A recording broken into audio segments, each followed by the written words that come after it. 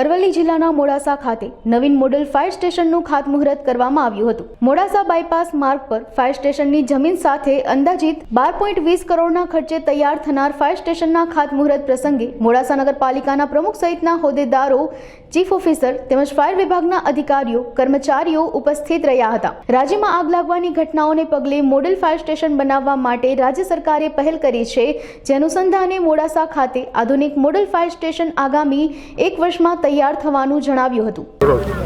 આજ રોજ તારીખ 26/6/2024ના બુધવારના રોજ સાંજે 5 કલાકે મોડાસા નગરપાલિકા દ્વારા અરવલ્લી જિલ્લાનું મોડેલ ફાયર સ્ટેશનનું ખાતમુહૂર્ત કરવામાં આવ્યું, જેનો અંદાજિત ખર્ચ જમીન સાથે 12 કરોડ 20 લાખની આસપાસનો છે, જેની અંદર મોડેલ ફાયર સ્ટેશન અને ત્યાંના ક્વાર્ટર્સ અને ત્યાંના જે સાધનો છે એ બધાનો સમાવેશ અંદર થવાનો છે અને એક અત્યાધુનિક જે મોડેલ ફાયર સ્ટેશન બનશે એ જિલ્લાનું અને મોડાસા નગર માટે એક સારામાં સારું ફાયર સ્ટેશન બનશે। અંદાજિત 1 વર્ષની અંદર આ ફાયર સ્ટેશનનો થશે।